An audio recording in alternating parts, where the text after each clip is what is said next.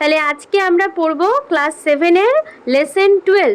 সেখান থেকে একটা গল্প যার নাম ডায়েরি এবং যেটা লিখেছিলেন অ্যানি ফ্র্যাঙ্ক।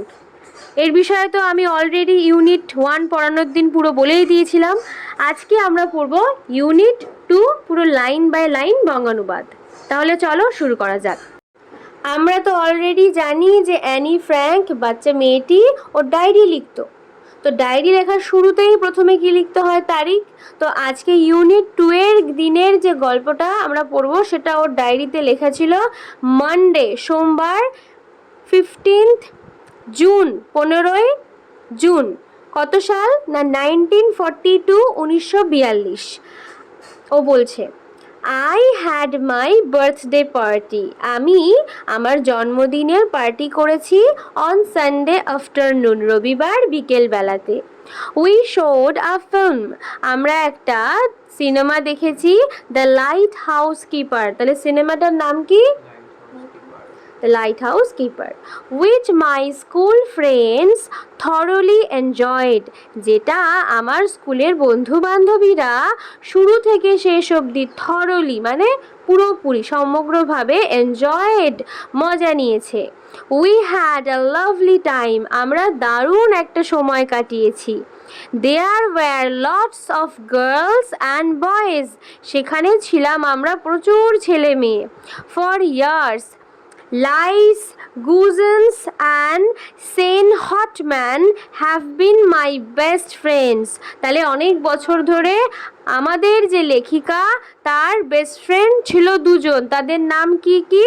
দুজন বন্ধুর নাম ছিল, একজনের নাম লাইস গুজেন্স আর একজনের নাম ছিল সেন হটম্যান। তাহলে দুজন বন্ধুর নাম কি বলো? Lies Goosens and Sanne Houtman. Sanne না, সেন হটম্যান। ঠিক আছে।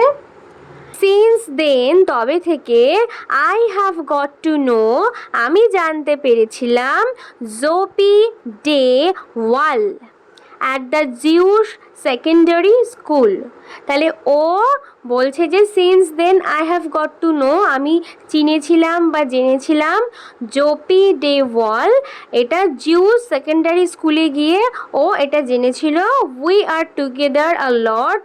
তাহলে বেসিক্যালি কি, ওর প্রথমে বন্ধু বান্ধব ছিল হচ্ছে লাইস গুজেন আর সেন হটম্যান, বাট ও যখন একটা জিউস সেকেন্ডারি স্কুলে গেল সেখানে ওর বন্ধু কে হয়েছিল? জোপি ডে ওয়াল। ঠিক আছে, এটা আরেকজন। উই আর টুগেদার আ লট, আমরা একসাথেই থাকতাম প্রচুর সময়। And she is now my best friend, এখন ও আমার বেস্ট ফ্রেন্ড। ঠিক আছে।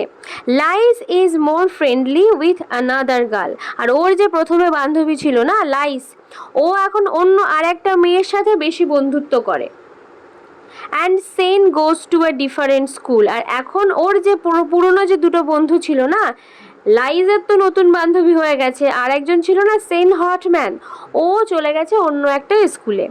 হোয়ার she has made new friends, যেখানে ও আরও নতুন নতুন অনেক বান্ধবী বানিয়েছে।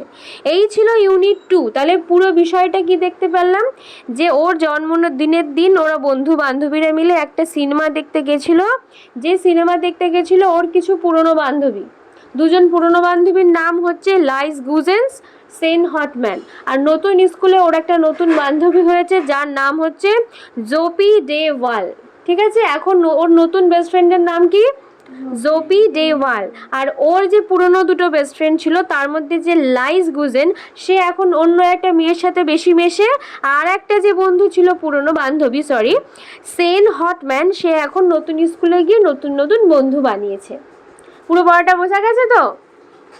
ওকে, এই ছিল আজকের পড়া। এটার ইউনিট 1 আর ইউনিট 3 কিন্তু অলরেডি আপলোড করা আছে, তোমরা লিঙ্কটা ডেসক্রিপশন থেকে দেখে নাও। আর ক্লাস 7-এর অন্যান্য যত যা গল্প আছে সেগুলো কিন্তু আমি অলরেডি আপলোড করে রেখেছি ভিডিও, তোমরা সব কিছুর লিঙ্ক কিন্তু ডেসক্রিপশানে পেয়ে যাবে। তো অবশ্যই কিন্তু সেগুলো দেখো, আর কেমন লাগলে কমেন্ট করে জানিও, ভালো লাগলে কিন্তু একটা লাইক দিও। আর যারা যারা এখনও চ্যানেলটা সাবস্ক্রাইব করোনি তারা কিন্তু অবশ্যই সাবস্ক্রাইব করো।